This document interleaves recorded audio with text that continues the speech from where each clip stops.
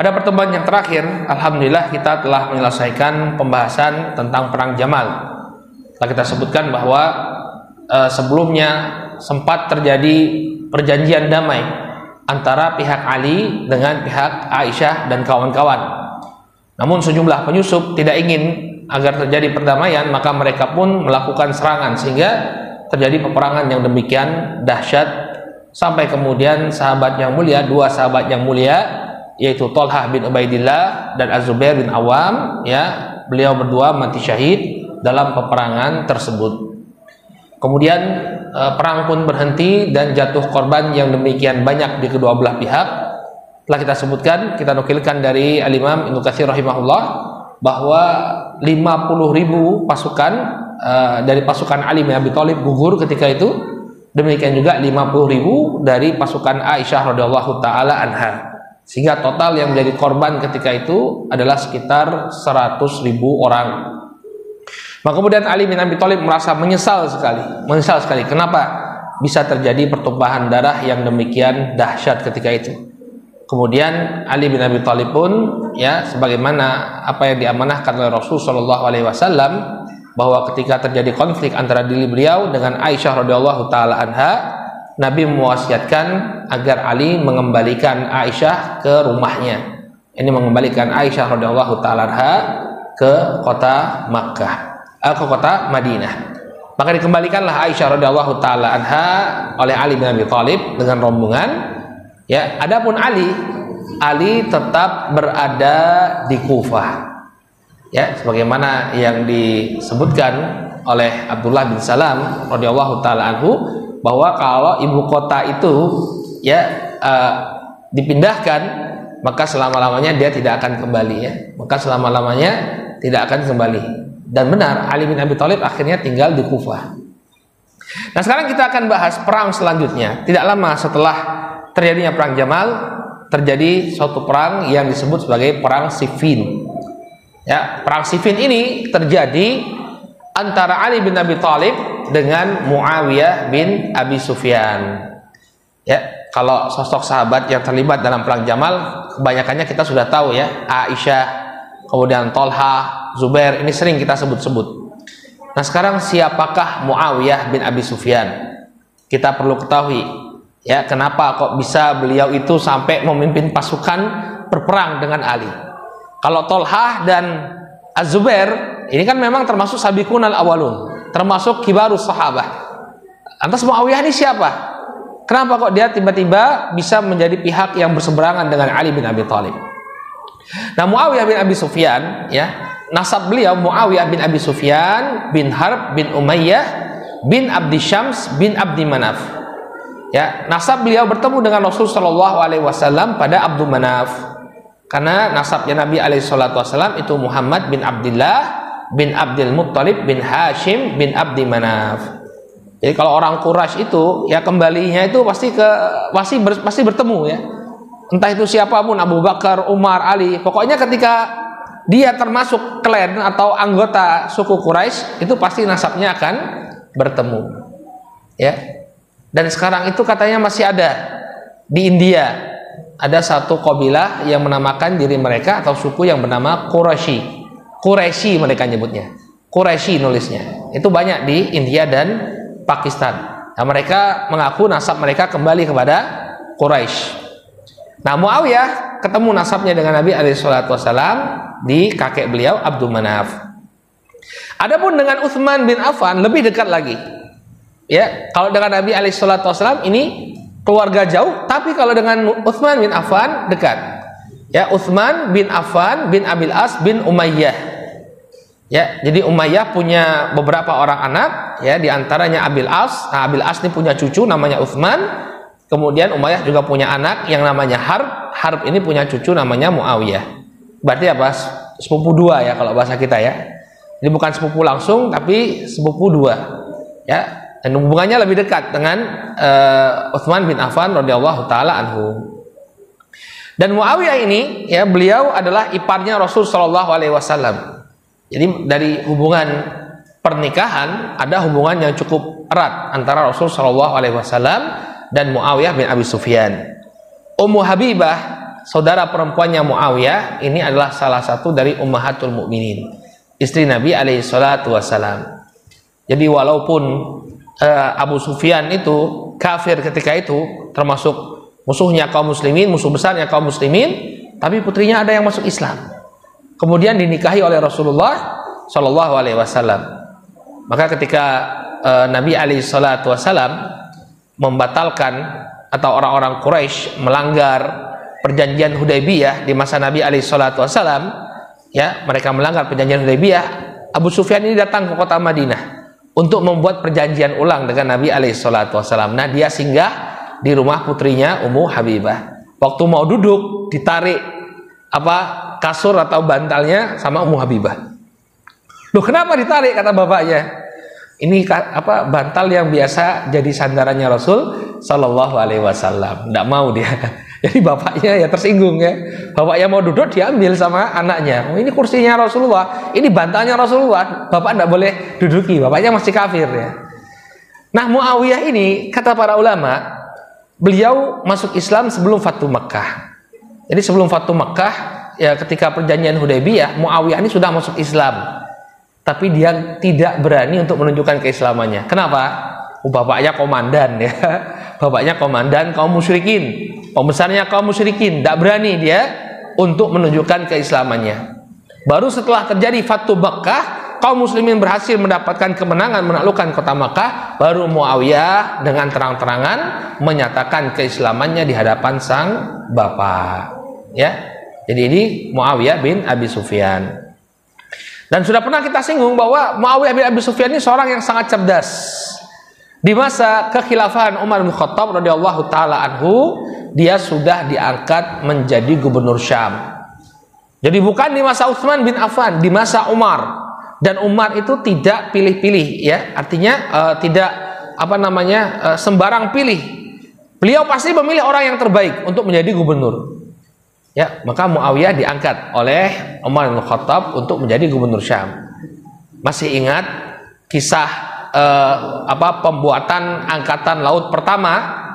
Ya, itu siapa yang mengusulkan untuk bikin angkatan laut? Muawiyah bin Abi Sufyan. Jadi Muawiyah mengusulkan kepada Umar untuk bikin angkatan laut. Tapi Umar takut ya. Umar konsultasi sama Amr bin Al-As, kata Amr bin Al-As, itu kapal laut itu mengerikan, antara hidup dan mati.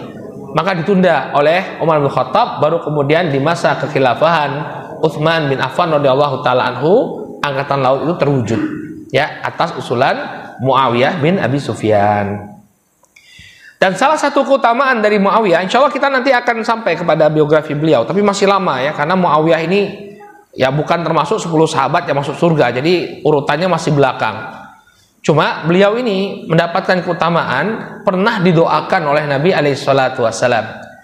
Ya, Nabi sallallahu alaihi wasallam pernah berdoa untuk Muawiyah, Allahumma ij'alhu hadiyan mahdiyan wahdi bihi. Dalam hadis yang diriwayatkan oleh Imam Tirmidzi disebutkan bahwa Nabi sallallahu alaihi wasallam mendoakan Muawiyah, ya Allah, jadikanlah dia sebagai pemberi hidayah. Ya, hadiyan mahdiyan.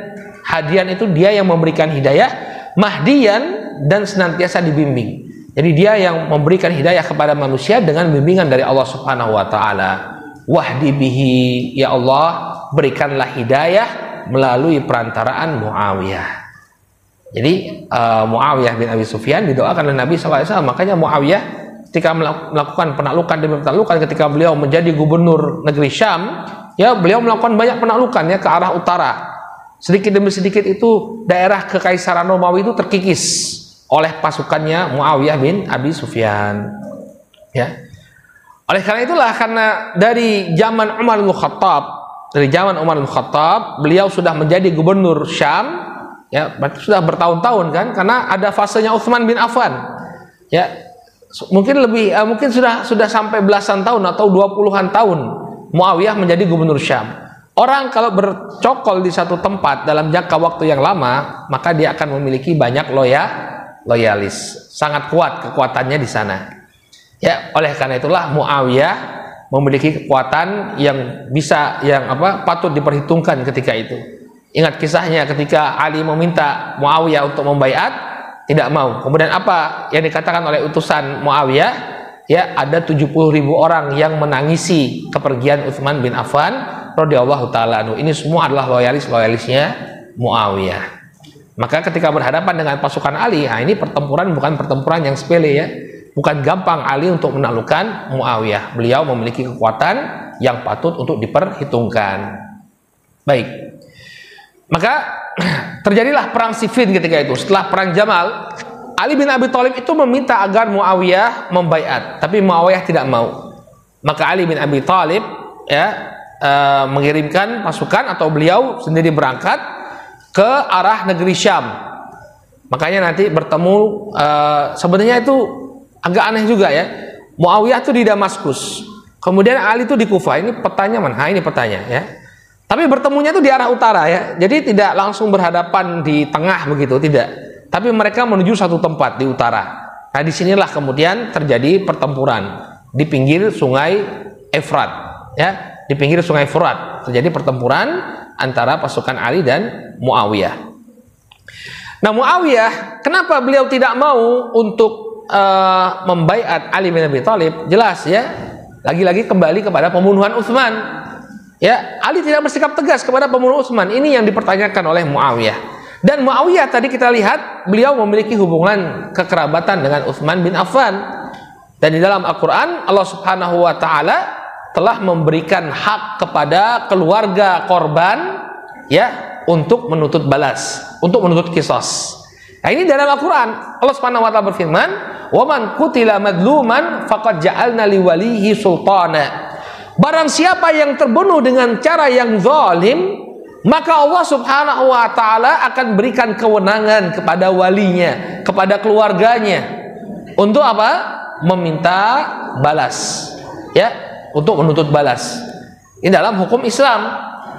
Makanya kita perlu tahu ya, kalau ada orang yang terbunuh ya, seperti kejadian di Saudi Arabia, itu Raja Salman itu nggak bisa memberikan amnesti.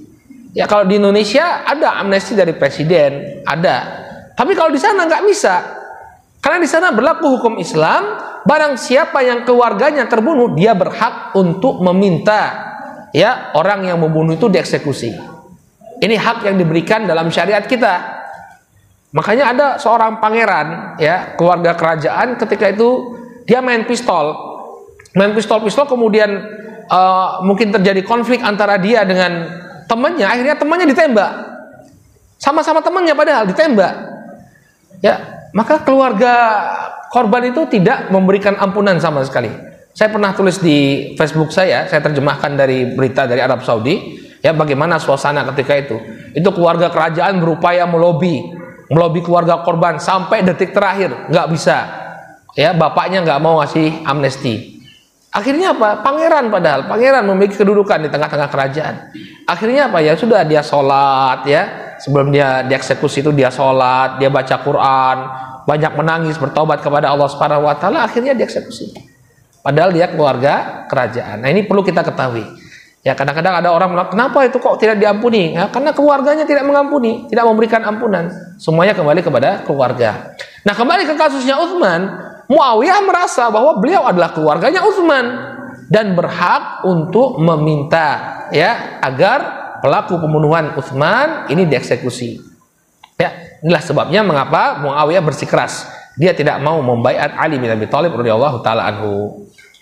Nah, ini alasan yang lebih detail ya, kenapa penduduk Syam tidak mau membaiat Ali bin Abi Thalib. Yang pertama, kembali kepada pembunuh Utsman. Kemudian suatu perkara lagi yang menyebabkan mereka semakin tidak mau untuk membaiat Ali, ya, yaitu sampai terjadinya perang Jamal.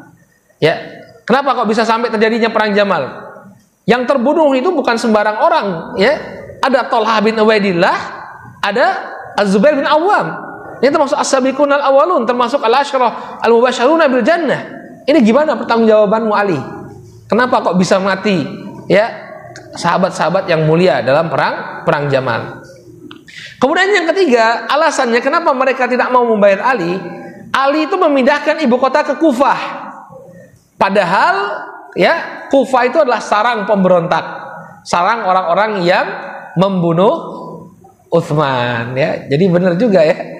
Kemarin itu kita sempat bicara ya, bahwa orang-orang yang membunuh Utsman memang berada di pihaknya Ali. Bahkan yang keempat alasannya memang orang-orang yang orang-orang yang terlibat pembunuhan Ali, ya mereka berada dalam barisan Utsman. Walaupun sebelumnya Ali sempat membuat statement, kemarin sudah kita sampaikan, barang siapa yang terlibat dalam pembunuhan Utsman, silahkan dia menyingkir dari barisanku. Tapi kadung terjadi perang Jamal, akhirnya Ali membutuhkan kekuatan, mereka pun memberikan dukungan kepada Ali bin Abi Thalib radhiyallahu taala anhu. Jadi ini 4 sebab mengapa penduduk negeri Syam di bawah pimpinan Muawiyah tidak mau membaiat kepada Ali bin Abi Thalib radhiyallahu taala anhu.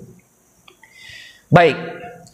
Kemudian ada satu permasalahan yang perlu kita ketahui saja. Sebagian orang menuduh bahwa Muawiyah ini ingin merebut kekhilafahan.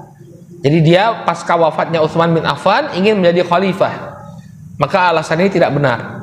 Kalau kita lihat tadi, ya, kalau Muawiyah itu ingin menjadi khalifah, maka niscaya dia akan menyerang pasukan Ali bin Abi Thalib. Tapi Muawiyah itu tidak ingin menjadi khalifah pada saat itu. Ya. Pada saat itu beliau tidak ingin menjadi khalifah. Beliau tahu bahwa yang paling utama ketika itu memang Ali bin Abi Thalib. Beliaulah yang layak untuk menjadi khalifah. Muawiyah nggak kepikiran untuk menjadi khalifah ketika itu. Ya, ketika Ali masih hidup, Muawiyah tidak terpikir sama sekali untuk menjadi khalifah. Ya, tetapi yang menjadi fokusnya Muawiyah ketika itu adalah qisas terhadap pembunuhan Utsman bin Affan. Ya, ini terbukti dari disebutkan oleh Syekh Utsman Khamis, bahwa ini terbukti dari pergerakannya Muawiyah sendiri. Muawiyah itu tidak menyerang Ali. Ya, ketika perang Jamal tidak kemudian, wah ini mumpung Ali barusan perang banyak korbannya, belum sempat menyusun kekuatan, ayo kita serang agar kita bisa mengambil kekhilafahan. Enggak. Muawiyah tetap bertahan di negeri Syam. Menunjukkan bahwa beliau ketika itu tidak berambisi sama sekali untuk menjadi khalifah. Ya, kalau ada orang yang menuduh Muawiyah ya sengaja berperang dengan Ali untuk merebut tampuk kekhilafahan, inilah tuduhan yang dusta. Justru Ali yang menyerang Muawiyah. Muawiyah itu adem ayem, tentrem di Syam. Tapi karena Muawiyah tidak mau membaiat, Ali pun melakukan serangan kepada Muawiyah. Baik. Kemudian apa yang dilakukan oleh Ali bin Abi Thalib radhiyallahu taala anhu, ya? Sebagaimana beliau mengirimkan utusan kepada Aisyah, Thalha dan Az-Zubair untuk berbicara, beliau pun mengirimkan utusan untuk kembali bernegosiasi dengan Muawiyah, mengajak agar Muawiyah berbaiat agar terjadi kesatuan kaum muslimin. Maka ketika itu Jarir bin Abdillah radhiyallahu taala anhu, ketika Ali mengutarakan keinginannya untuk mengirim utusan menemui Muawiyah, sahabat yang mulia Jarir bin Abdillah, Jarir ini sahabat ya, sahabat Nabi alaihi salatu wasallam. Jarir bin Abdillah menghadap kepada Ali, wahai Ali, biarkan aku yang berbicara dengan Muawiyah. Ya, beliau mengatakan, ana adhabu ilaihi ya amiral mu'minin, fa inna baini wa bainahu wuddan. Ya, fa akhadhu laka minhul bai'ah. Ya. Kata Jarir bin Abdillah, biarkan saya yang menemui Ali, biarkan saya yang menemui Muawiyah wahai amiral mu'minin, karena kami memiliki hubungan yang sangat dekat, dan biarkan aku yang mengambil baiatnya Muawiyah. Jadi Jarir bin Abdillah ini tidak ingin terjadi peperangan. Beliau ingin melobi Muawiyah. Ya sudahlah Muawiyah, berikan baiatmu kepada Ali, selesai permasalahan. Tidak akan terjadi pertumpahan darah sebagaimana terjadinya perang Jamal. Ya. Faqala Al-Ashtar, maka kemudian Al-Ashtar, ya, Al-Ashtar An-Nakhai ini yang terlibat pembunuhan Utsman ya. Kita lihat ya, dia ada di sampingnya Ali ketika itu. Ya, Al-Ashtar ini mengatakan, la tab'athu ya amiral mu'minin. Dia paling tidak senang kalau ada upaya untuk berdamai, dia paling tidak senang. Ya, ketika Jarir ini menawarkan kepada Ali bin Abi Thalib, biarkan saya yang melobi Muawiyah agar dia mau berbaiat. Maka Al-Ash'ari ini datang ke sisinya Ali, ya, jangan biarkan dia pergi. Jangan utus dia wahai amiral mu'minin. Fa ini akhsha an yakuna hawahu ma'ahu. Karena aku khawatir, kata si Ashtar ini, nanti Jarir bin Abdillah ini akan mengikuti hawa nafsunya. Ya. Jadi lihat bagaimana dia berupaya mempengaruhi Ali bin Abi Thalib untuk tidak mengutus Jarir bin Abdillah ya untuk melobi Muawiyah agar berbaiat. Tapi Ali nggak terpengaruh dengan Al-Ashtar. Dahu, biarkan Jarir pergi. Ya, biarkan dia berupaya untuk berdamai dengan Muawiyah agar Muawiyah mau membaiat. Qala wa bathahu ya Wa kataba ma'ahu kitaban ila Muawiyah. Maka kemudian Muawiyah, Ali bin Abi Thalib mengutus Jarir bin Abdullah kemudian membawa sebuah surat kepada Muawiyah. Yu'limuhu bi ijma'il muhajirin wal ansar ala bai'atihi. Ali mengkabarkan kepada Muawiyah bahwa sekarang kondisinya muhajirin dan ansar telah sepakat untuk membaiat beliau. Wa yukhbiruhu bima kana waqatil Jamal. Dan kemudian mengkabarkan kepada Muawiyah tentang apa yang terjadi dalam perang Jamal. Ya, bahwa dalam perang Jamal sebenarnya sudah terjadi perdamaian, hanya saja ya ada pihak-pihak yang ingin kekacauan itu berlanjut sehingga terjadi pertumpahan darah. Semuanya dijelaskan kepada Muawiyah bin Abi Sufyan. Qala wa yad'uhu ila dukhuli fi ma dakhala fihi nas. Kemudian Ali bin Abi Thalib dalam suratnya tersebut mengajak kepada Muawiyah untuk mengikuti jejak manusia, yakni apa? Membaiat Muawiyah. Falamma intaha ilaihi Jarir ibnu Abdullah a'tahul kitab. Maka ketika sampai Jarir bin Abdullah di hadapan Muawiyah, dia berikan surat tersebut, ya, surat yang mengajak Muawiyah bin Abi Sufyan untuk bergabung bersama kaum muslimin membaiat Ali bin Abi Thalib radhiyallahu taala anhu. Maka kemudian Muawiyah tidak langsung mengambil keputusan. Apa yang dia lakukan? Ketika dia menerima surat dari Ali bin Abi Thalib yang dibawa oleh Jarir bin Abdullah, beliau bermusyawarah. Ya, lihat bahwa Muawiyah ketika mengambil keputusan tidak sendirian, tapi beliau bermusyawarah dengan para pembesar negeri Syam. Fatalaba Muawiyah Amr bin al-As wa ru'usa ahli Syam fastasyarahum. Maka kemudian Muawiyah bin Abi Sufyan meminta atau memanggil Amr bin al-As. Ketika itu Amr bin al-As di negeri Syam. Dan Amr bin al-As ya ini termasuk orang yang sudah tua, ya, orang yang sudah senior, sering dimintai pertimbangan. Ya, kalau tahu sejarahnya Amr bin al-As luar biasa, ya. Beliau ini ketika masa beliau masih menjadi seorang musyrik sampai diutus untuk melobi An-Najasyi agar An-Najasyi mengembalikan kaum muslimin yang berhijrah ke negeri Ethiopia. Nah, ketika itu masih hidup dia, mendampingi Muawiyah bin Abi Sufyan. Maka Muawiyah meminta kepada Amr bin al-As untuk bertemu. Demikian juga mengumpulkan ru'us ahli Syam, pemuka-pemuka negeri Syam, untuk bermusyawarah. Nah, ketika ditanya bagaimana ini, Ali meminta kita untuk membaiat beliau. Ternyata ya para pemuka-pemuka ini tetap tidak mau membaiat Ali. Fa'abau ayyubayi'u hatta yaqtula qatlata Utsman. Semuanya sepakat, kita tidak akan membaiat Ali sampai Ali melakukan eksekusi terhadap pembunuhnya Utsman. Au ya an yusallima ilaihim qatlata Utsman. Kalau Ali tidak mampu untuk mengeksekusi pembunuhnya Utsman, serahkan kepada kita biar kita yang mengeksekusinya. Fa illam yaf'al ya qataluhu walam yubayyi'uhu hatta yuqtal qatlatu Utsman bin Affan radhiyallahu anhu.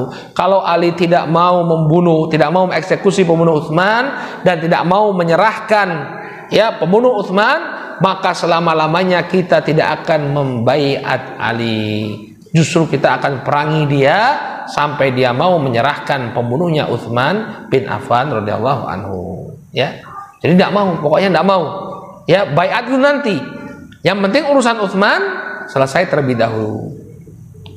Faraja'a Jarir ila Ali fa akhbarahu bima qalu. Maka Jarir pun kembali kepada Ali dan mengkhabarkan tentang apa yang beliau dengar. Intinya penduduk negeri Syam ya menolak untuk membaiat Ali bin Abi Thalib radhiyallahu taala anhu. Maka kemudian mulailah bergerak ya dari Kufah. Ya, karena Ali ini dianggap sebagai menganggap Muawiyah sebagai pihak yang membangkang. Orang-orang semua sudah berbaiat kepada Ali, tinggal Muawiyah saja yang belum mau berbaiat. Jadi dia membangkang. Maka Ali bin Abi Thalib pun mengirimkan pasukan dari Kufah. Maka beliau berhenti di suatu tempat yang bernama Nukhailah. Di sanalah beliau mempersiapkan pasukannya. Jadi bukan di Kufah, beliau berangkat terlebih dahulu ke arah negeri Syam, berhenti di Nukhailah. Kemudian beliau meminta agar pasukan berkumpul di sana, mengumpulkan kekuatan di Nukhailah. Nah, ketika itu sebenarnya ada sebagian pihak yang meminta agar Ali itu tidak usah ikut berangkat. Ya, wahai Ali, engkau tetap saja tinggal di Kufah, biarkan pasukanmu yang berangkat dalam keadaan engkau tetap berada di Kufah. Namun sebagian lagi memaksa Ali untuk ikut. Gak bisa, ini perang kamu. Ya, ini perangmu, harus ikut. Akhirnya Ali bin Abi Thalib pun memutuskan untuk ikut. Kemudian beliau menyuruh Abu Mas'ud Uqbah bin Amr al-Badri al-Ansari untuk menjadi gubernur sementara di kota Kufah. Jadi beliau memutuskan untuk tetap berangkat. Ya, kita bisa melihat ya bagaimana gambaran kondisi ketika itu ya. Ali bin Abi Thalib merasa bahwa Muawiyah ini adalah seorang yang membelot ya karena tidak mau membaiat, sementara Muawiyah ya merasa bahwa Ali ini menggampangkan urusannya Utsman bin Affan, tidak mau juga untuk melakukan eksekusi. Ya sudah, masing-masing dengan ijtihadnya, masing-masing dengan apa yang mereka pegang, maka terjadilah peperangan yang demikian dahsyat. Nah, Amr bin Al-As ya ketika pemuka negeri Syam sepakat bahwa kita tidak mau membaiat Ali sampai Ali melakukan eksekusi atau menyerahkan pembunuh Utsman. Maka Amr bin Al-As ketika mendengar berita bahwa pasukannya Ali sudah berangkat, Amr bin Al-As mengirimkan utusan. Ya, mengirimkan utusan untuk apa? Menyeru mereka bergabung dengan pasukannya Muawiyah. Ketika mereka bergabung, maka Amr bin Al-As berpidato di hadapan mereka, ya, membakar semangat mereka. Ya, kata Amr bin Al-As, "Inna sanadid ahli Kufah wal Basrah qad tafanau yaumal jamal." Sesungguhnya banyak di antara prajurit-prajurit dari pihak Kufah dan Basrah yang telah musnah pada peperangan Jamal. Walam yabqa ma aliyin illa syirzimatun qalilatun minan nas mimman qatal. Ya. Dan tinggal tersisa sedikit saja pasukan yang bersama Ali bin Abi Thalib. Jadi beliau ingin menggambarkan bahwa pasukan Ali itu lemah.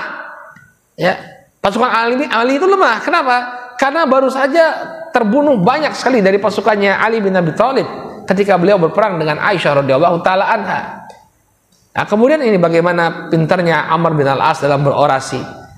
Ya, yang banyak orang yang sudah terbunuh, prajurit Ali banyak sudah terbunuh dalam perang Jamal.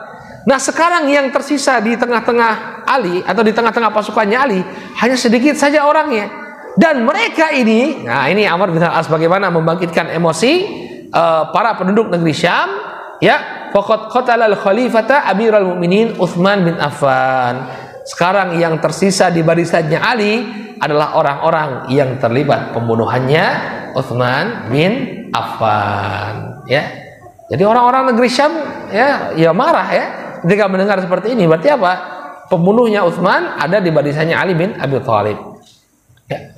Fa Allah haqqakum ya antudi'uh wala damukum antutilluh. Maka demi Allah, jangan sia-siakan hak kalian. Ya, jangan sia-siakan hak kalian. Artinya hak kita untuk menuntut pembunuhnya Utsman agar dieksekusi jangan disia-siakan. Jangan kemudian kalian biarkan darah itu tertumpah sia-sia tanpa ada hukuman terhadap pembunuhnya Utsman. Maka kemudian dia pun mengirimkan pesan ke seluruh pasukan Syam, kemudian berkumpullah pasukan yang demikian banyak. Maka kemudian mereka pun menuju Siffin, adapun pasukan Ali berangkat dari Nukhailah menuju negeri Syam. Jadi ini kira-kira peta perjalanan mereka. Jadi Eufrat ini ya, ada Eufrat ini sungai Efrat ya yang mengalir dari negeri Syam sampai ke mana? Ke Irak ya. Ini kan daerah Mesopotamia nih, ada sungai Tigris. Nah, ini sungai Tigris, nah ini sungai Efrat. Sungai Furat. Ya. Nah, pasukan Ali bin Abi Thalib berangkat dari Kufah ya, menyusuri sungai Efrat. Kemudian pasukan Muawiyah berangkat dari Damaskus menuju Siffin. Nah, ini Siffin, daerah utara negeri Syam. Baik. Nah, kemudian ketika mereka bertemu di Siffin, ya sebagaimana peperangan biasa, terkadang terjadi duel terlebih dahulu antara sebagian pihak, saling melempar panah, ya, sampai kemudian terjadi pertempuran yang demikian dahsyat. Dan ini terjadi selama beberapa hari. Jadi perang Siffin itu terjadi selama beberapa hari, saking dahsyatnya. Ya, banyak sekali pasukan yang terlibat. Ali bin Abi Thalib ketika itu memiliki 100.000 pasukan. Adapun pasukannya Muawiyah ketika itu 70.000 pasukan. Ya. Dan inilah kata para ulama, ya. Para ulama menyebutkan bahwa perang Siffin inilah yang pernah disebutkan oleh Nabi alaihi salatu wasallam sebagai salah satu tanda ya akan terjadinya hari kiamat. Syuf. Ya. Jadi para ulama mengatakan, ya, tanda kiamat itu salah satunya sudah terjadi. Apa tanda kiamat yang sudah terjadi? Bertemunya dua kelompok besar kaum mukminin. Artinya kaum mukminin melawan kaum mukminin. Kemudian mereka berperang. Dalam hadis yang diriwayatkan oleh Imam Al-Bukhari dari Abu Hurairah radhiyallahu taala anhu, Nabi sallallahu alaihi wasallam bersabda, "La taqumus saah hatta taqtatila fi'atani 'azimatan." Tidak akan terjadi hari kiamat sampai ada dua kelompok besar yang berperang. Yakunu bainahuma maqtalatun 'azimah, da'watuhuma wahidah. Terjadi peperangan yang demikian dahsyat di tengah-tengah mereka, namun sebenarnya seruan mereka sama. Artinya apa? Mereka sama-sama muslim. Ya, mereka sama-sama beriman. Namun Allah Subhanahu wa taala mentakdirkan terjadinya pertempuran yang dahsyat di antara mereka. Maka hadis ini kata para ulama ya mengisyaratkan terjadinya perang Siffin. Karena jumlah kaum muslimin seruan mereka sama, tapi mereka saling menumpahkan darah dalam jumlah yang demikian banyak. 100.000 pasukan Ali melawan 70.000 pasukan Muawiyah bin Abi Sufyan. Maka kemudian meletuslah peperangan. Nah, ada sebuah kisah yang sangat menyedihkan ketika itu. Sahabat Ammar bin Yasir radhiyallahu taala anhu terbunuh dalam peperangan. Ya. Masihkah kita ingat siapa Ammar bin Yasir? Ammar bin Yasir, bapaknya Yasir, ibunya Sumayyah. Ya, mereka adalah orang-orang yang pertama masuk Islam, termasuk orang-orang yang pertama masuk Islam. Bahkan kemudian Yasir dibunuh oleh kaum musyrikin, demikian juga Sumayyah yang mohon maaf farjinya ditusuk dengan tombak. Itu ibunya Ammar bin Yasir. Ya, kemudian Ammar bin Yasir pun mengucapkan kata-kata kufur untuk menghindari pembunuhan ketika itu. Ya, kemudian dia pun menangis bertemu dengan Rasul sallallahu alaihi wasallam, "Wahai Rasulullah, sesungguhnya tadi aku dipaksa untuk mengucapkan demikian dan demikian, maka aku ucapkan itu." Ya, maka keluarlah atau turunlah firman Allah Subhanahu wa taala, "Illa man ukriha wa qalbuhu mutmainnun bil iman." Kecuali orang-orang yang dipaksa dan hati mereka tetap berada dalam keimanan. Ayat ini turun kepada Ammar bin Yasir yang dia dipaksa untuk mengucapkan kata-kata kufur, namun kolbunya tetap kokoh di atas keimanan. Nah, dalam perang Siffin, Ammar bin Yasir ini berada di pihaknya Ali bin Abi Thalib radhiyallahu anhu. Maka kemudian ketika peperangan itu terjadi, ya, Ammar bin Yasir ini diberi segelas susu. Ya, jadi ketika perang berkecamuk, Ammar ini diberi segelas susu. Kemudian Ammar tertawa ketika melihat gelas susu yang dihidangkan kepada beliau. Hadis yang diriwayatkan oleh Imam Ahmad. Ya, Imam Ahmad membawakan dengan sanadnya, "Anna Ammaran utiya bisyarbatin labanin fadhahik." Ketika perang Siffin terjadi, ya, dihidangkan ke hadapan Ammar bin Yasir segelas susu. Kemudian beliau pun tertawa. Lihat nih, tertawa. Kenapa beliau tertawa? Faqala inna Rasul sallallahu alaihi wasallam qala li, ya, akhiru syarabin ashrabuhu labanun hina amut. Karena Nabi sallallahu alaihi wasallam pernah mengkhabarkan kepadaku, wahai Ammar, sesungguhnya minuman terakhir yang akan kau minum sebelum kematianmu adalah segelas susu. Jadi Nabi Shallallahu Alaihi Wasallam sudah mengkhabarkan kepada Ammar bin Yasir. Maka dia ketawa. Ini mungkin ya yang dikabarkan oleh Nabi Shallallahu Alaihi Wasallam. Coba lihat ya, orang bisa tertawa ya, bisa tertawa ketika tahu kematiannya akan tiba. Ya, Ammar bin Yasir tertawa karena Nabi Shallallahu Alaihi Wasallam telah mengkhabarkan bahwa kematiannya itu akan diakhiri dengan apa? Minum segelas susu. Maka kemudian Ammar bin Yasir pun terbunuh dalam pertempuran. Nah, ketika pertempuran sedang berkecamuk, Ammar kemudian terbunuh sampai kabarnya ke telinga orang-orangnya Muawiyah bin Abi Sufyan. Di antara pihak yang berperang di pihaknya Muawiyah, di antara sahabat yang berperang di pihaknya Muawiyah ketika itu, selain Amr bin Al-As, ada putranya Amr bin Al-As, yaitu Abdullah bin Amr bin Al-As. Dan Abdullah bin Amr bin Al-As ketika itu dikenal sebagai sosok yang alim. Dia memiliki banyak koleksi hadisnya Rasul Shallallahu Alaihi Wasallam, termasuk dari Al-Abadilah. Maka Muawiyah itu sebenarnya pernah bertanya kepada Abdullah bin Amr bin Al-As, "Wahai Abdullah, kenapa kamu nggak ikut saja, ikut Ali? Kenapa kamu berada di pasukanku?" Kata Ali. Ya. Kemudian Abdullah bin Amr bin Al-As mengatakan, "Wahai Muawiyah, sesungguhnya saya tidak ridho sebenarnya berada di pihakmu. Saya sebenarnya ingin tidak ikut sama sekali dalam pertempuran ini. Tapi Nabi Shallallahu Alaihi Wasallam memerintahkan saya untuk menjaga bapak beliau Amr bin Al-As ada di pihak Ali bin Abi Thalib. Maka kemudian saya laksanakan amanah dari Rasulullah SAW. Para sahabat itu saja ya. Jadi mereka itu ada alasannya, ada backgroundnya. Kenapa mereka berada di sini? Kenapa mereka berada di situ? Karena hadis-hadis yang disampaikan oleh Nabi Shallallahu Alaihi Wasallam. Abdullah bin Amr bin Al-As pada hakikatnya tidak mau ikut-ikutan, tapi karena bapaknya berada di pihak Ali, ya dia jagani. Maka kemudian dia katakan kepada Muawiyah, "Wallahi Muawiyah, dalam peperangan saya tidak mau ikut sama sekali, cuma jagani bapaknya saja." Maka ketika Ammar bin Yasir meninggal dunia, ya Abdullah bin Amr bin Al-As mengingatkan bapaknya, "Wahai bapak, bukankah kita sama-sama pernah mendengar ya Nabi Shallallahu Alaihi Wasallam pernah mengatakan kepada Ammar, wahai Ammar, taqtuluhul fi'atul baghiyah. Wahai Ammar, sesungguhnya engkau akan dibunuh oleh pihak yang membangkang. Engkau akan dibunuh oleh pihak yang membangkang, dan yang membunuh adalah pihak kita." Nah, dari sini tahu bahwa yang salah itu adalah Muawiyah yang dikatakan sebagai oleh Nabi Sallallahu Alaihi Wasallam sebagai al-fi'atul baghiyah, pihak yang membangkang, pihak yang salah. Maka Amr bin Al-As ditegur sama putranya, "Ayah, Amr bin Yasir sudah meninggal dunia, Amr bin Yasir sudah terbunuh. Yang membunuh adalah pihak kita." Dan Nabi Sallallahu Alaihi Wasallam pernah mengatakan bahwa Ammar ini yang membunuhnya adalah pihak yang memberontak, pihak yang salah. Baru kemudian Amr bin Al-As tertegun. Oh iya, ya Nabi SAW pernah bilang begitu. Kemudian Amr bin Al-As menyampaikan hadis ini kepada Muawiyah. "Wahai Muawiyah, ya sesungguhnya Nabi Shallallahu Alaihi Wasallam pernah mengkhabarkan tentang Ammar bin Yasir, bahwa Ammar bin Yasir ini dibunuh oleh pihak yang memberontak, dan kitalah yang telah membunuh Ammar bin Yasir. Pasukan kitalah yang telah membunuh Ammar bin Yasir. Berarti kita berada di pihak yang salah, wahai Muawiyah."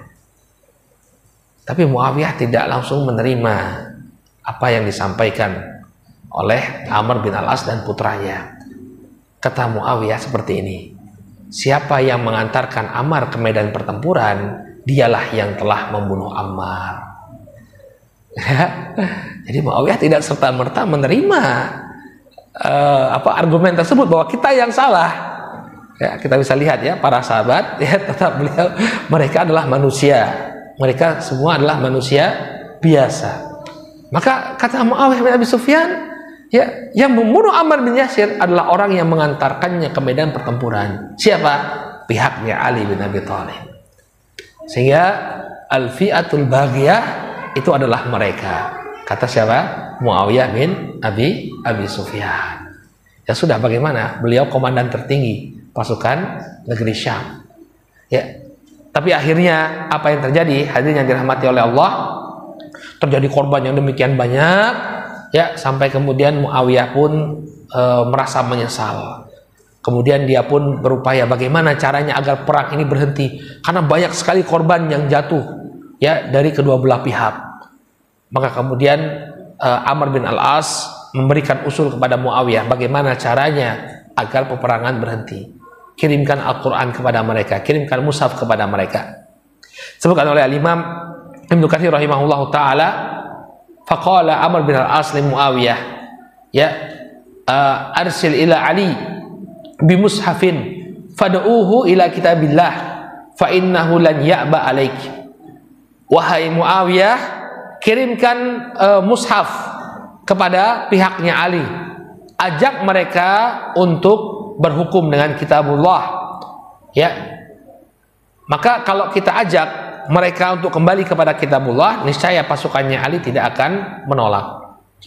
Faja'a bihi rajulun faqala bainana wa bainakum kitabullah. Maka kemudian datanglah seseorang dari pihaknya Muawiyah bin Abi Sufyan menyeru kepada pihaknya Ali bin Abi Thalib, kemudian mengatakan, bainana wa bainakum kitabullah. Di antara kita, di antara kami dan kalian ada kitabullah. Kemudian dia membacakan firman Allah Subhanahu wa taala, utusannya Muawiyah ini membacakan firman Allah Subhanahu wa taala, alam tara ilal ladzina utu nasiban minal kitab yud'auna ila kitabillah liyahkuma bainahum thumma yatawalla fariqun minhum ba'da dzalik wa hum mu'ridun. Ya, utusan itu mengatakan, membacakan firman Allah dalam surat Ali Imran ayat ke-23, ya, tidakkah kalian memperhatikan, tidakkah engkau memperhatikan orang-orang yang telah diberikan kepada mereka Alkitab, kemudian mereka disuruh untuk kembali kepada kitabullah agar kitabullah itu menetapkan hukum di antara mereka. Tsumma yatawalla fariqum minhum ba'da dzalika wa hum mu'ridun. Kemudian ada di antara mereka yang menolak untuk berhukum dengan kitabullah dan berpaling. Maksud dari utusan ini, jangan kalian seperti apa yang disampaikan dalam ayat. Ketika diajak untuk berhukum kepada kitabullah, kemudian kalian berpaling. Maka Ali bin Abi Thalib ketika mendengar dibacakannya ayat ini, ya, beliau mengatakan, "Na'am, ya, wa ana aula bidzalika bainana wa bainakum kitabullah." Ya, tentu aku setuju, kata Ali bin Abi Thalib. Di antara kita ada kitabullah. Maka kemudian perang pun berhenti. Kemudian masing-masing pihak kembali ke tempatnya masing-masing. Lalu Ali bin Abi Thalib mengirimkan utusan, demikian juga Muawiyah mengirimkan utusan untuk bernegosiasi. Apa hasil negosiasi tersebut? Insya Allah akan kita bahas pada pertemuan yang akan datang bi'idznillah ta'ala. Pada pertemuan yang terakhir, kita telah sampai pada pembahasan perang Siffin. Ini di bulan Safar tahun 37 Hijriah. Terjadi pertempuran yang demikian dahsyat antara pihak Ali bin Abi Thalib melawan Muawiyah bin Abi Sufyan. Karena ketika itu Muawiyah bin Abi Sufyan dan penduduk negeri Syam menolak untuk berbaiat kepada Ali. Maka Ali bin Abi Thalib menyerang mereka dan kemudian mereka bertemu di Siffin. Dan Muawiyah telah kita sebutkan kenapa dia tidak mau berbaiat kepada Ali bin Abi Thalib, karena jelas Ali bin Abi Thalib ketika itu belum bertindak tegas terhadap para pembunuh Utsman bin Affan. Demikian juga keterlibatan Ali dalam perang Jamal, ya, dalam perang Jamal ini juga sesuatu yang membuat orang-orang di negeri Syam tidak membaiat Ali bin Abi Thalib radhiyallahu taala anhu. Maka terjadilah pertempuran yang demikian dahsyat antara kedua belah pihak sampai kemudian sahabat Ammar bin Yasir radhiyallahu taala anhu terbunuh. Nah, ketika itulah Abdullah bin Amr bin Al-As mengingatkan bapaknya Amr bin Al-As yang ikut di dalam pihak Ali, ikut dalam pihak Muawiyah. Ya, dia mengatakan kepada bapaknya, "Wahai bapakku, bukankah kita sama-sama telah mendengar bahwa Rasul sallallahu alaihi wasallam mengatakan, wahai Ammar, taqtulhu al-fi'atul baghiyah." Kasihan Ammar ini, nanti dia akan terbunuh oleh kelompok yang durhaka. Maka ketika itu Ammar bin Yasir berada di pihak Ali bin Abi Thalib. Yang membunuhnya adalah pihak Muawiyah bin Abi Sufyan. Maka Amr bin Al-As ketika itu, ya, baru dia tercengang, ya, diingatkan oleh anaknya tentang hadis ini. Dia pun kemudian mendatangi Muawiyah dan menyampaikan hadis ini kepada Muawiyah. Maka kemudian Muawiyah melakukan pembelaan diri, sesungguhnya yang membunuh Ammar bin Yasir adalah orang yang mengantarkannya ke medan pertempuran. Ya. Namun kemudian peperangan berkecamuk dengan demikian dahsyatnya, maka kemudian Muawiyah, ya, mengirimkan seseorang untuk mengacungkan mushaf Al-Qur'an, mengajak gencatan senjata. Nah, kemudian Ali bin Abi Thalib melihat demikian inginnya pasukan Muawiyah untuk menghentikan pertempuran, dan sebenarnya Ali bin Abi Thalib pun ingin menghentikan pertempuran, maka kemudian mereka pun menghentikan pertempuran. Ya, sampai di sini apa yang kita paparkan pada pertemuan kemarin. Nah kemudian pihak Ali dan pihak Muawiyah mereka berpisah. Kemudian perlu diadakan perundingan. Maka siapa yang diutus oleh Ali bin Abi Thalib untuk mewakili pasukan beliau? Terjadi perdebatan di tengah-tengah pasukannya Ali bin Abi Thalib. Kemudian sampai kepada satu keputusan yang akan dijadikan sebagai utusan dari Ali bin Abi Thalib adalah pihak Abu Musa al-Asy'ari. Ini mereka sepakat untuk mengirimkan Abu Musa al-Asy'ari, dan kita masih ingat Abu Musa al-Asy'ari ini termasuk di antara sahabat yang tidak mau ikut-ikutan. Beliau berada di Kufah. Masih ingat kita ketika Ali meminta agar Abu Musa al-Asy'ari mengirimkan pasukan kepada beliau dalam perang Jamal, Abu Musa tidak mau ikut serta. Beliau mengatakan, ya, Nabi mengatakan ketika fitnah terjadi maka yang duduk lebih baik daripada yang berdiri, yang berdiri lebih baik daripada yang berjalan lebih baik daripada yang berkendaraan. Artinya diam ketika terjadinya fitnah ini lebih baik.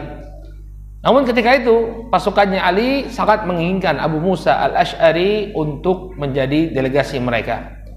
Disebutkan oleh Imam Ibnu Katsir rahimahullah, fa'abau illa Abu Musa al-Asy'ari fa dhahabatir rusul ya ila Abi Musa al-Asy'ari. Maka pasukan Ali tidak menginginkan perwakilan dari pihak mereka kecuali Abu Musa al-Asy'ari. Maka kemudian dikirimkanlah utusan untuk menjemput Abu Musa al-Asy'ari. Wa kana qad i'tazala, ya, dan ketika itu Abu Musa al-Asy'ari sebenarnya tidak mau ikut-ikutan. Beliau radhiyallahu anhu sudah mengasingkan diri, tidak mau ikut-ikutan sama sekali di antara di dalam konflik di antara para sahabat. Qala falamma qila lahu innan nasa qad istalahu. Namun ketika itu Abu Musa al-Asy'ari diberi kabar gembira, wahai Abu Musa al-Asy'ari, sesungguhnya kedua belah pihak telah melakukan gencatan senjata. Maka bergembiralah Abu Musa al-Asy'ari radhiyallahu taala. Beliau mengatakan alhamdulillah, ya, kedua belah pihak telah menahan diri dari saling menyerang. Qala qila lahu qad ju'ilta ya hakaman. Namun Abu Musa al-Asy'ari, engkau telah diangkat sebagai seorang hakim untuk memutuskan apa yang terbaik bagi kedua pasukan.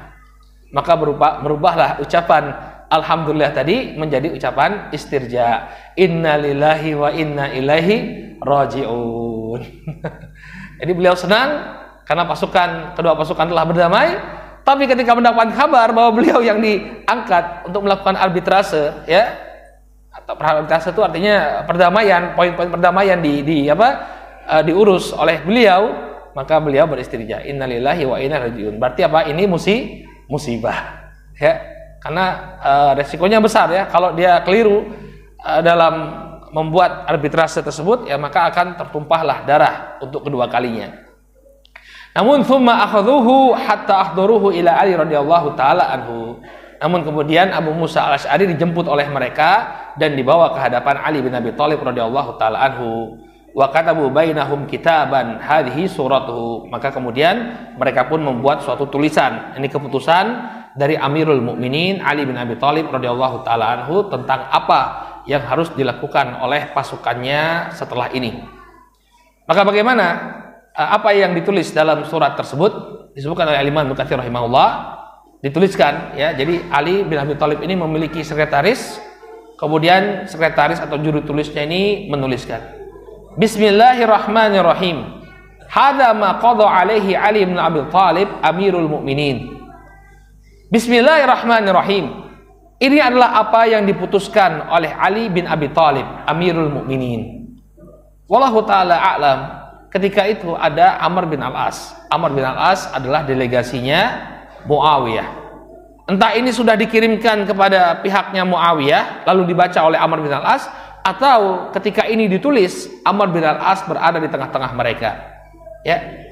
Amr bin al-As melihat bahwa ini kurang baik, penebutan Amirul Mukminin, ya, ini kurang tepat. Kenapa? Karena Ali bin Abi Thalib adalah Amirul Mukminin bagi orang yang telah membaiat beliau. Namun bagi pihak-pihak yang belum membaiat Ali bin Abi Thalib, maka, ya, Ali bukan Amirul Mukminin atau belum menjadi Amirul Mukminin. Maka Amr bin al-As mengatakan uktub ismahu wasma abihi. tulislah namanya dan nama bapaknya saja. Ya, huwa amirukum wa laisa bi amirina. Dia Amirul Mukminin bagi kalian, namun bagi kami belum, karena kami belum membaiat. Ya. Faqala Al-Ahnaf la taktub illa Amirul Mukminin. Kemudian seorang yang bernama Al-Ahnaf ya mengatakan, jangan ditulis kecuali sertakan gelarnya Amirul Mukminin. Jadi Amr bin Al-As menginginkan tidak usah dipakai Amirul Mukminin. Itu kan klaim kalian. Kami kan belum membaiat. Tapi pengikutnya Ali bersikeras untuk menuliskan Amirul Mukminin. Faqala Ali umhu Amirul Mukminin waktub hadza ma qada alaihi Ali bin Abi Thalib. Ya, maka Ali mengatakan hapuslah gelar Amirul Mukminin dan tulislah bahwa ini adalah apa yang diputuskan oleh Ali bin Abi Thalib. Ali bin Abi Thalib tanpa embel-embel Amirul Mukminin. Hadirin yang dirahmati oleh Allah, ini bagi kita mungkin masalah yang sepele ya, antara penggunaan gelar atau tidak. Namun di mata orang-orang Khawarij yang selalu menilai permasalahan hitam putih, ini masalah besar. Ketika Ali bin Abi Thalib menghapus gelar Amirul Mukminin, itu di mata orang-orang Khawarij, kalau dia bukan Amirul Mukminin berarti dia Amirul Kafirin. Ya, lihat Ali dikafirkan karena menghapus gelar Amirul Mukminin. Ya seperti itulah ya. Jadi kalau bukan negeri Islam, ya negeri kafir. Ya, seperti itu orang-orang Khawarij. Ya. Indonesia negara Islam bukan? Oh bukan, berarti negeri kafir, halal darahnya, aparat-aparatnya. Seperti itu orang-orang Khawarij memandang suatu permasalahan. Jadi kita paham ya bagaimana perspektif mereka yang demikian sempit dalam memandang suatu permasalahan. Maka kata Ali bin Abi Thalib, hapuskan gelar Amirul Mukminin, gak jadi masalah. Tulis Ali bin Abi Thalib. Ya. Qala thumma ijtahada Aliun bi qissatil Hudaybiyah hina imtana'a ahlu Makkah hadza ma qada alaihi Muhammad Rasulullah. Kemudian Ali, kenapa Ali menghapus gelar Amirul Mukminin? Ya, beliau berdalilkan dengan kisah perjanjian Hudaybiyah. Ketika Rasul Shallallahu Alaihi Wasallam membuat perjanjian dengan kaum musyrikin Quraisy di Hudaybiyah, maka orang-orang Quraisy menuntut agar Nabi Shallallahu Alaihi Wasallam menghapus gelar Rasulullah. Dan Ali ketika itu adalah pelakunya. Ya, jadi yang menulis perjanjian Hudaybiyah itu Ali. Kemudian Rasul Shallallahu Alaihi Wasallam memerintahkan Ali untuk menghapusnya, Ali nggak mau. Jadi Ali juga pernah melakukan hal yang sama. Ali nggak mau loh. Ini kan antum kan Rasulullah. Kenapa kok kemudian disuruh menghapus? Ya, tapi Rasul kemudian menghapus ya gelar tersebut. Ya, Rasul SAW menghapus gelar tersebut. Jadi perjanjian antara Muhammad bin Abdullah. Ya, famtana al-musyrikun min dzalika wa qalu uktub hadza ma qada alaihi Muhammad bin Abdullah. Kaum musyrikin menolak untuk menulis gelar Rasulullah, tulislah ini perjanjian yang dibuat oleh Muhammad bin Abdullah. Ya, maka nggak jadi masalah. Apa yang dilakukan oleh Ali sudah dilakukan oleh Rasulullah SAW. Ya, apakah karena gelar ya Rasulullah itu dihapus dalam perjanjian Hudaybiyah maka Rasulullah SAW bukan lagi Rasulullah? Jawabannya tidak. Ya, beliau tetap menjadi Rasulullah, tetap menjadi utusan Allah. Sama juga, walaupun gelar Amirul Mukminin dihapus dalam perjanjian Siffin ini, ya, beliau tetap Amirul Mukminin. Kemudian fakatabal katib hada ma taqada alaihi Ali bin Abi Thalib wa Muawiyah bin Abi Sufyan. Maka ini adalah apa yang diputuskan ya oleh Ali bin Abi Thalib dan Muawiyah bin Abi Sufyan. Qada Aliun ala ahli al-Iraq wa man ma'ahum min syi'atihim wal muslimin wa qada Muawiyatu ala ahli Syam wa man kana ma'ahu minal mu'minin wal muslimin. Maka Ali mewakili penduduk Irak ya dan orang-orang yang bersama beliau dari golongan beliau dan kaum muslimin, dan Muawiyah mewakili penduduk negeri Syam dan orang-orang yang bersama beliau dan kaum muslimin ya, kaum mukminin dan muslimin. Qala inna nanzilu 'inda hukmillah wa kitabihi ya wa nuhi ma ahyallah wa numitu ma amatallah. Maka kemudian disepakati oleh Ali dan Muawiyah bahwa kami akan menghidupkan apa yang telah diputuskan oleh Allah Subhanahu wa taala dan kitabnya, dan kami akan menghidupkan apa yang, atau kami akan menjunjung tinggi apa yang dijunjung tinggi oleh Allah Subhanahu wa taala, dan kami akan mematikan atau merendahkan apa yang direndahkan oleh Allah Subhanahu wa taala. Fama wajada al-hakamani fi kitabillah wa huma Abu Musa Asy'ari wa Amr bin Al-As. Dan kami akan menjunjung tinggi apa yang diputuskan oleh kedua hakim sesuai dengan kitabullah, yaitu Abu Musa Al-Asy'ari dan Amr bin Al-As. Jadi kedua belah pihak bersepakat untuk menyerahkan urusan negeri Syam dan Irak ini kepada Abu Musa Al-Asy'ari dan juga Amr bin Al-As.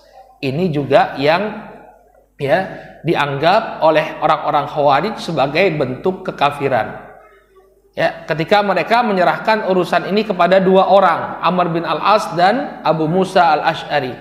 Padahal sudah disebutkan bahwa mereka akan menghidupkan apa yang telah atau menjunjung tinggi apa yang dijunjung tinggi oleh Allah Subhanahu wa taala. Ya, hanya lewat apa yang dipahami oleh Abu Musa Al-Asy'ari dan juga Amr bin Al-As. Tapi ini juga salah satu perkara yang akan dijadikan sebab pengkafiran terhadap Ali bin Abi Thalib. Ya. Amila bihi wa ma lam yajida fi kitabillah fas-sunnatu adilah al-jami'ah ghaira al-mutafarriqah. Dan mereka berdua akan mengamalkan dan apa yang tidak mereka temukan di dalam kitabullah, maka ditetapkan melalui sunnah yang adil, yang mengumpulkan dan tidak mencerai-beraikan. Jadi maksudnya dicari apa yang ada dalam kitabullah dan sunnah Nabi alaihissalatu wassalam, apa yang bisa menyatukan kaum muslimin, mencegah mereka dari pertumpahan darah. Jadi ini keputusan mereka. Maka kemudian diputuskan bahwa kedua belah pihak mundur dari Siffin. Pasukan Ali kembali ke Irak, kembali ke Kufah.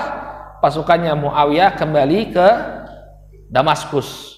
Kemudian ditetapkan bahwa mereka akan kembali bertemu, bukan untuk berperang, tapi untuk merundingkan. Jadi dipisah dulu. Yang penting pasukannya pisah terlebih dahulu.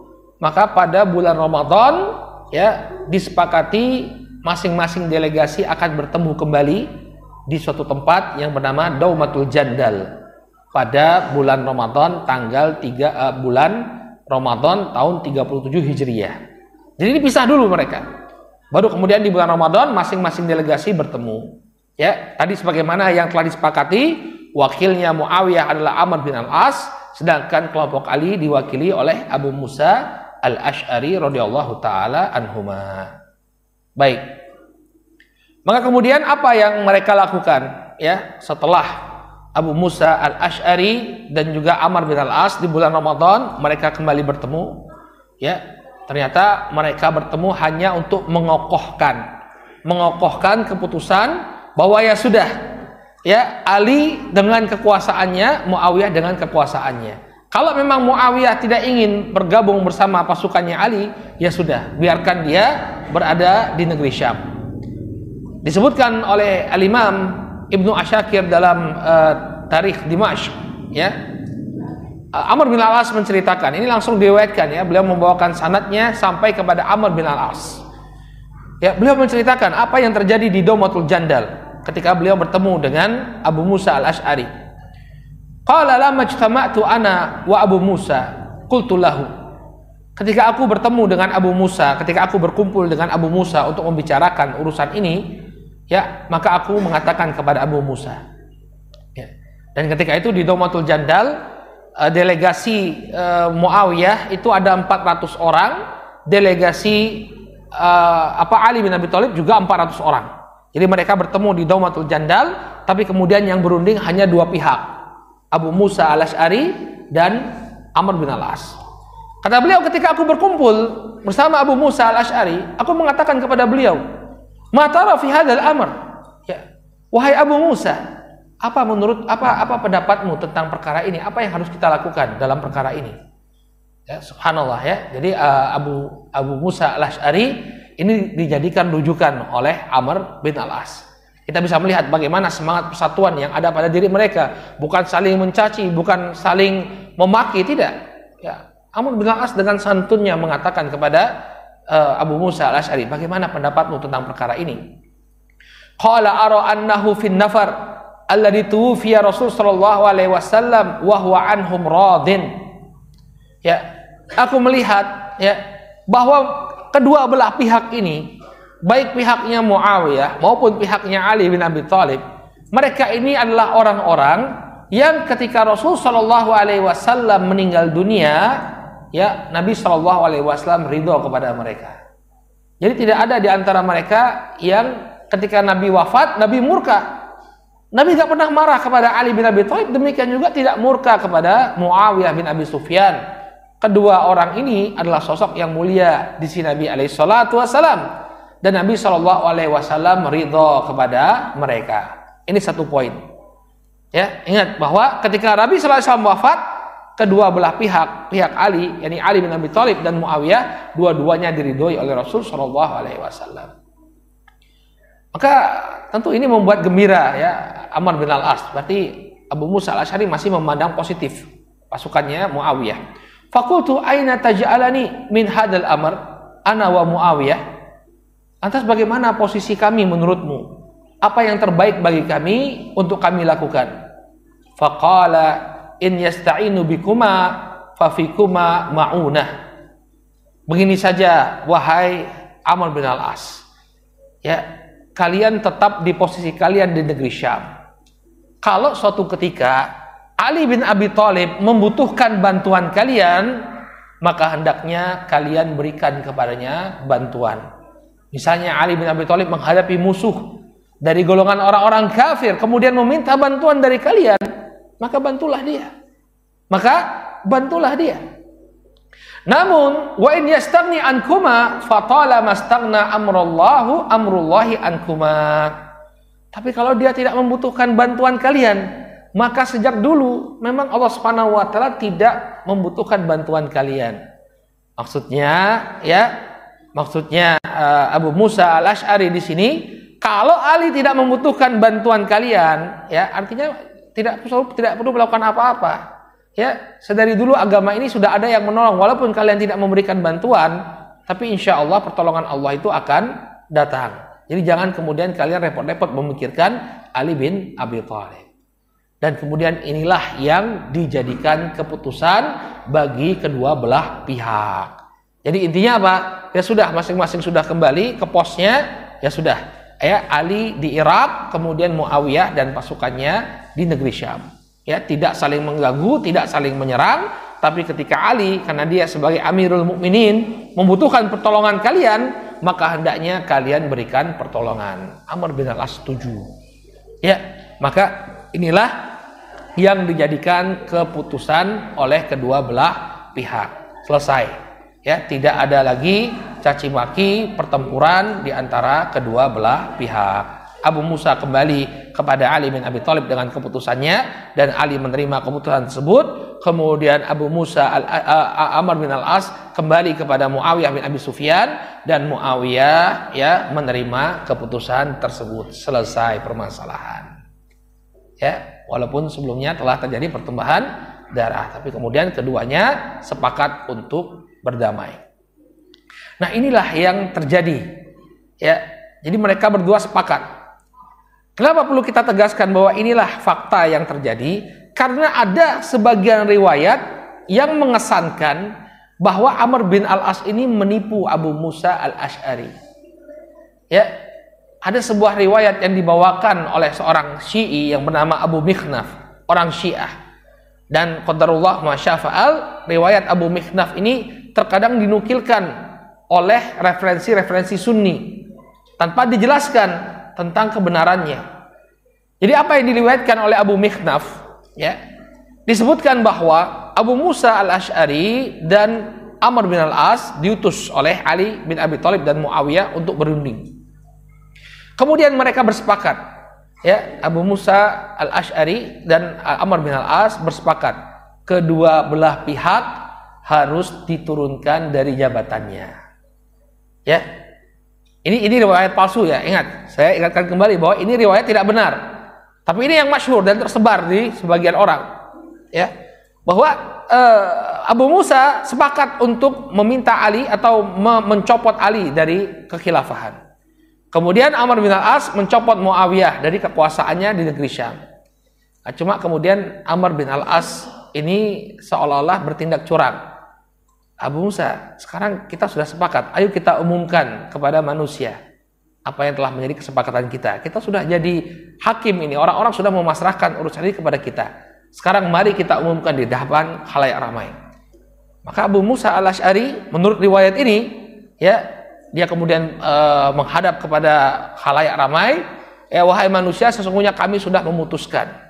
Kemudian Abu Musa Al-Asy'ari mencabut cincinnya, kemudian melemparkannya, lalu dia mengatakan, kami sepakat untuk mencopot Ali dari kekhilafahan. Dilempar cincinnya. Ya. Nah, harusnya kan Amr bin Al-As kemudian itu mengatakan, kami pun sepakat untuk mencopot Muawiyah sebagai khalifah, sebagai pemimpin di Damaskus. Nah, tapi disinilah orang Syiah membuat agar semakin panas, ya. Dikatakan bahwa Amr bin Al-As ya tidak mengatakan sebagaimana yang disepakati. Setelah Abu Musa mengatakan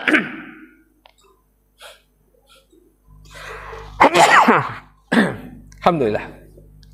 Setelah Abu Musa Al-Asy'ari mengatakan kami sepakat untuk mencopot Ali dari kekhilafahan, Amr bin Al-As mengatakan dan kami sepakat untuk mengangkat Muawiyah sebagai khalifah. Kalau kita ambil riwayat ini, maka kita bisa melihat Amr bin Al-As sebagai sosok yang curang karena mengingkari kesepakatan. Tapi alhamdulillah riwayat ini adalah riwayat yang dusta, nggak benar. Yang benar sesuai dengan apa yang kita sampaikan tadi, yang disampaikan oleh Al-Imam Ibnu Asakir dalam Tarikh Dimashq, bahwa mereka sepakat ya untuk mundur. Ya, Ali tetap menjadi pemimpin. Kalau Muawiyah keberadaannya dibutuhkan oleh Ali, maka dia datang membantu. Inilah yang benar. Adapun apa yang kita riwayatkan baru saja, bahwa Abu Musa Al-Asy'ari mengatakan kita copot Ali sebagai khalifah, kemudian Amr bin Al-As bersiasat mengatakan bahwa Muawiyah sebagai khalifah, ini adalah riwayat yang palsu. Ya. Di dalam sanadnya terdapat Abu Mikhnaf. Ya. Ini adalah salah seorang rawi Syiah. Makanya orang Syiah mereka menghalalkan segala cara untuk membuat terjadinya pertumpahan darah di tengah-tengah kaum muslimin, mengadu domba. Ya. Nah, ini penilaian para ulama jarh ta'dil, ya. Disebutkan dalam Mizanul I'tidal, ajma'a a'immatul jarh wa ta'dil min ahli sunnati wal jamaah ala ta'ni fihi. Ya. Para imam-imam jarh ta'dil yang menilai rawi hadis, mereka bersepakat ya memberikan celaan kepada Abu Mikhnaf. Wa min aqwalihim fihi, di antara ucapan mereka, qala fihi sahibul qamus, ya, inna Abul Mikhnaf ikhbariyun syi'iyyun talifun matruk. Ya, berkata sahibul qamus, wallahu taala alam, sahibul qamus mungkin yang dimaksud adalah Al-Imam At-Tabrani yang menulis Mu'jam. Beliau mengatakan bahwa sesungguhnya Abu Mikhnaf adalah ikhbari, tukang cerita, ya, tukang dongeng, Syi'i, dan dia berpemahaman Syiah, talifun matruk, ya, yang rusak dan riwayatnya ditinggalkan, tidak bisa dijadikan sebagai hujjah. Qala fihi Abu Hatim Ar-Razi innahu matrukul hadis. Abu Hatim Ar-Razi mengatakan Abu Mikhnaf hadis-hadisnya itu ditinggalkan, tidak diambil. Berkata Imam Daruqutni rahimahullah, ikhbari matrukul hadis wa qalu innahu kana yarwi an jama'atin minal majhulin. Ya, Abu Mikhnaf adalah seorang rawi, seorang tukang cerita, matrukul hadis, yang ditinggalkan hadisnya.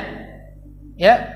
Kemudian dia meriwayatkan, dikatakan bahwa dia meriwayatkan dari sejumlah orang yang tidak dikenal. Ya, jadi dia memang tukang membuat cerita.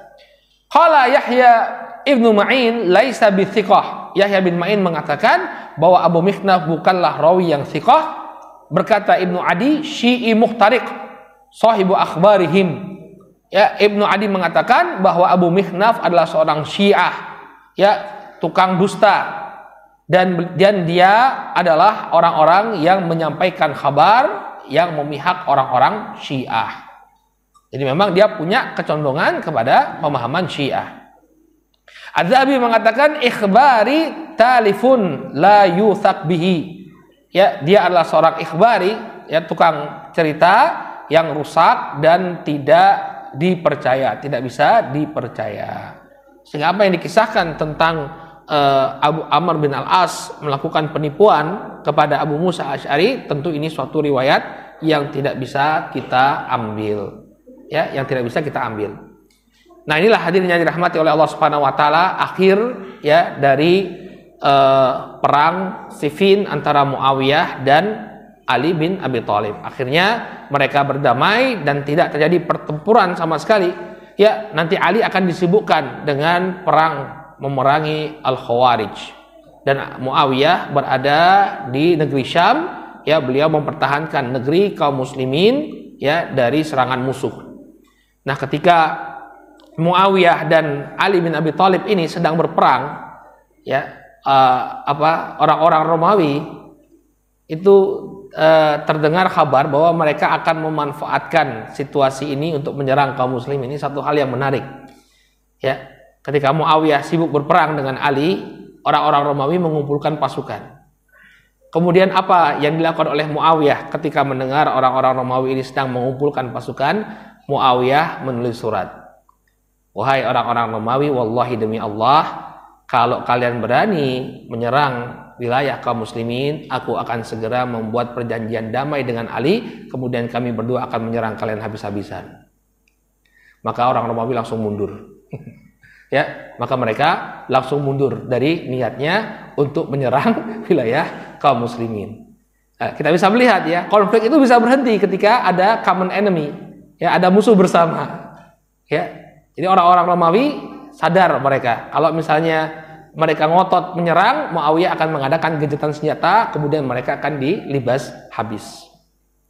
Baik, sekarang kita akan bahas siapa yang benar dalam peristiwa ini. Ya, di dalam hadis yang diriwayatkan oleh Imam Muslim dari Abu Sa'id Al-Khudri, ini disebutkan oleh para ulama, hadis ini termasuk hadis yang menjadi pengadil, ya, artinya untuk menilai mana pihak yang benar dalam konflik ini. Rasulullah SAW mengatakan, tamruku mariqatun inda furqatin minal muslimin yaqtuluha awla ta'ifataini bil haqq. Ya, nanti akan muncul ya kelompok yang menyempal di tengah-tengah pertikaian antara kaum muslimin. Maka kelompok itu akan diperangi oleh kelompok yang mendekati kebenaran dari kedua belah pihak. Aula ta'ifatain. Nah, dari sini kata para ulama, ya, ini kan kelompok yang menyempal, ya, itu adalah kelompoknya Muawiyah. Kemudian yang akan memerangi, karena Ali itu beliau yang datang ke negeri Syam, ya, yang akan diperangi oleh kelompok yang lebih benar. Jadi kelompok yang datang yang menyerang itulah kelompok yang lebih mendekati kebenaran. Siapa di sini yang menyerang? Ali bin Abi Thalib. Maka dalam permasalahan ini yang lebih mendekati kebenaran adalah pihaknya Ali bin Abi Thalib radhiyallahu anhu. Ya, kita akan bacakan bagaimana pendapat para ulama ya terhadap perselisihan antara Ali dan Muawiyah. Nukilan pertama dari Abu Zakaria An-Nawawi, Al-Imam An-Nawawi rahimahullah dalam Syarah Sahih Muslim. Beliau mengatakan, hadhihi riwayat sharihatun fi anna Aliyan radhiyallahu anhu kana huwal musib al-muhiq. Ya. Riwayat-riwayat ini secara tegas menyatakan bahwa pihak Ali radhiyallahu taala anhu lah yang benar. Ya, al-musib al-muhiq. Ya, pihak yang benar. Wa taifatul ukhra ashabu Muawiyah radhiyallahu anhu kanu bughatan muta'awwilina, ya, muta'awwilina. Dan kata beliau bahwa pihak yang kedua, yakni Muawiyah dan para pengikutnya, mereka adalah bughat, kelompok yang menyempal, kelompok yang memberontak. Tapi apa? Muta'awwilin. Ya, mereka melakukan itu karena salah dalam menafsirkan. Ya, jadi mereka menganggap bahwa ya Ali itu belum menjadi pemimpin yang sah. Ya, karena belum dibaiat dan belum melakukan eksekusi terhadap pembunuhnya Utsman. Namun kalau dilihat ya keputusan ini keliru. Apakah kemudian ketika Ali bin Abi Thalib menunda hukuman terhadap pembunuhnya Utsman, lantas Anda kemudian tidak mau membaiat Ali? Itu bukan suatu alasan yang logis. Ketika Ali sudah diangkat menjadi sebagai seorang pemimpin, yang namanya kaum muslimin membutuhkan suatu pemimpin, membutuhkan seorang pemimpin, maka bukan tindakan yang tepat untuk tidak memberikan baiat kepada Ali bin Abi Thalib. Namun mereka muta'awwilin, ya, mereka salah tafsir, salah mengambil keputusan. Qala at-tasrihu bi anna ta'ifataini mu'minun la yakhrujuna bil qital anil iman wa la yafsukuna wa hadza madhhabuna wa madhhabu muwafiqina. Kemudian kata Imam An-Nawawi, ya, mereka itu masing-masing pihak masih dalam keimanannya. Maka peperangan yang terjadi di antara mereka tidaklah kemudian, ya, mengeluarkan mereka dari keimanan, bahkan tidak menyebabkan mereka disebut sebagai orang-orang fasik. Jadi tetap mulia karena mereka salah. Ya, Muawiyah itu keliru dalam mengambil keputusan. Ya, maka beliau tidak dikatakan sebagai seorang yang kafir, tidak. Ya, beliau seorang mukmin, masya Allah, seorang sahabat, ya. Dan mereka tidak difasikkan, tidak dikatakan bahwa Muawiyah dan gerombolannya dan kawan-kawannya adalah orang-orang fasik. Kemudian ditegaskan oleh An-Nawawi, wa hadza madhhabuna wa madhhabu muwafiqina, dan inilah madhab kami dan madhab orang-orang yang cocok dengan apa yang kami pilih.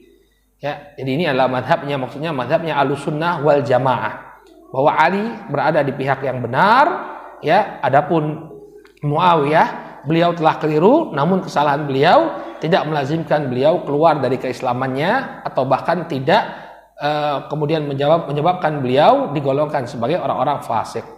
Ini Al-Imam An-Nawawi, dan beliau adalah seorang ulama besar dari mazhab Syafi'iyah. Al-Hafidz Ibnu Hajar menyebutkan, Al-Hafidz Ibnu Hajar juga mazhabnya Syafi'iyah.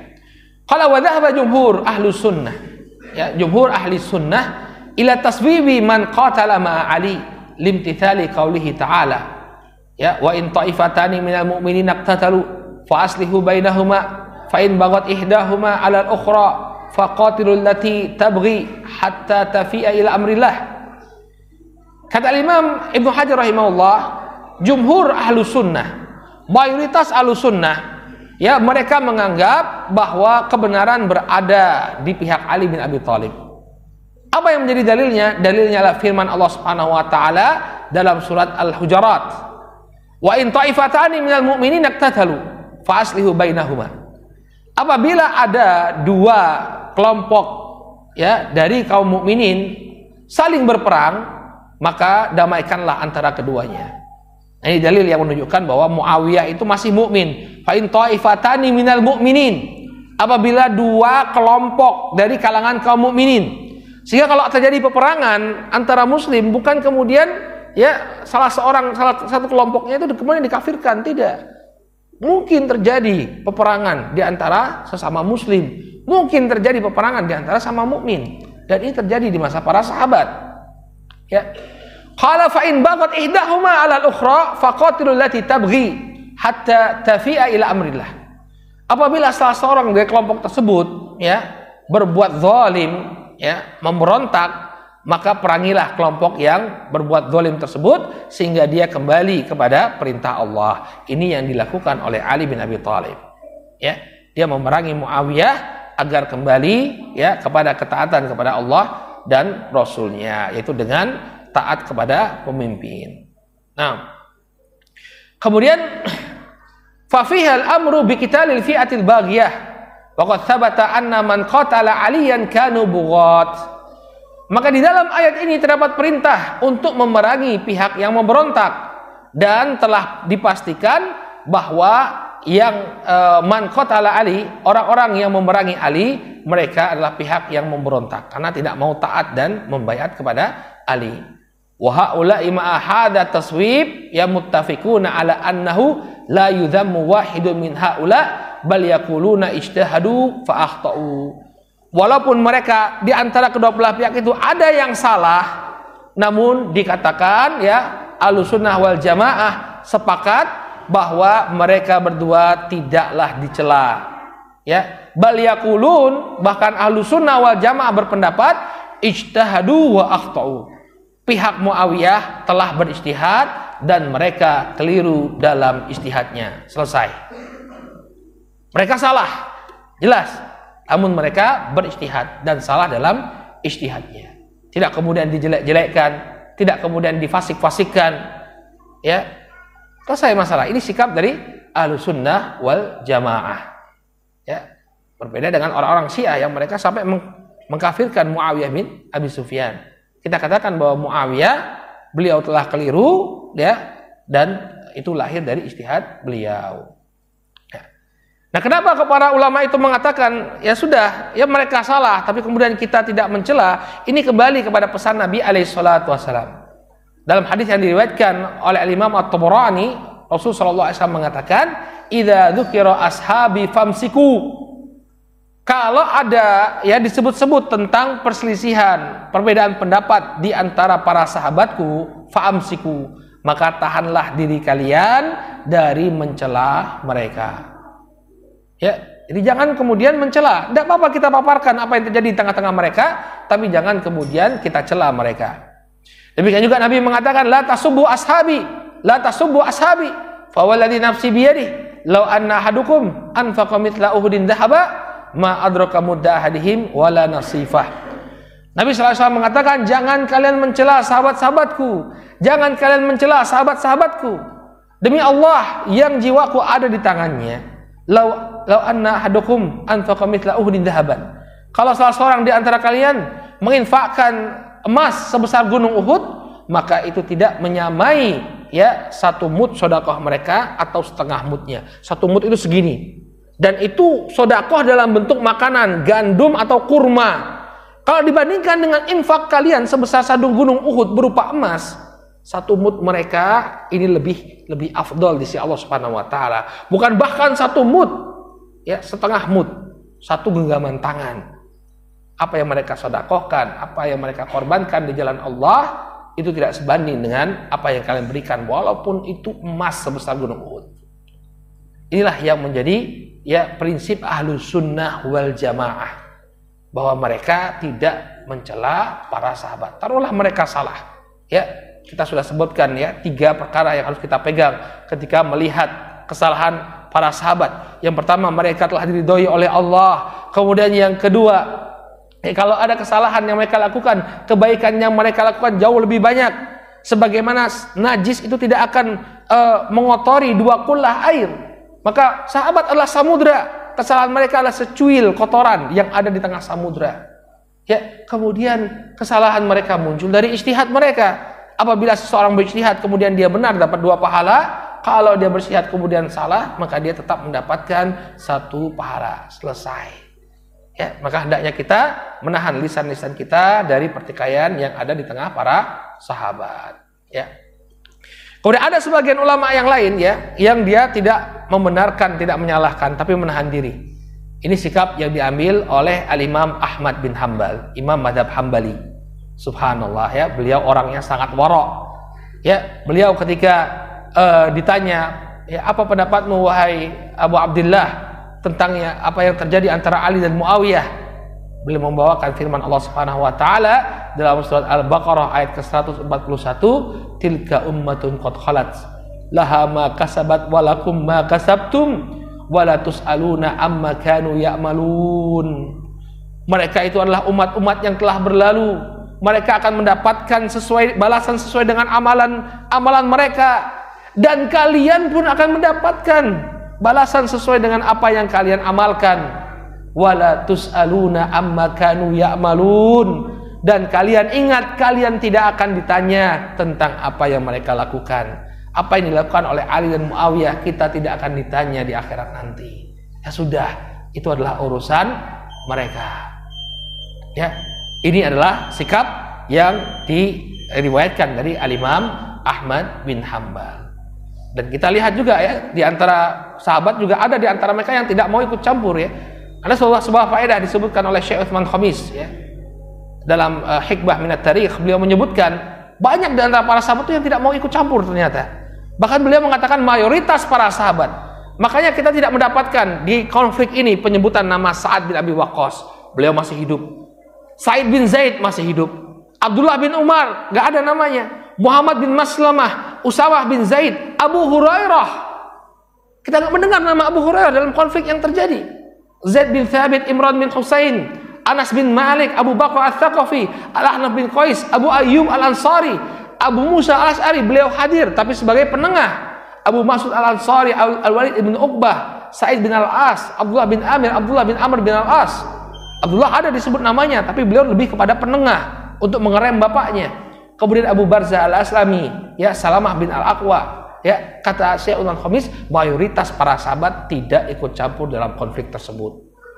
Ya, sehingga inilah sikap mayoritas para sahabat ketika itu, mereka tidak mencemplungkan diri mereka ke dalam fitnah.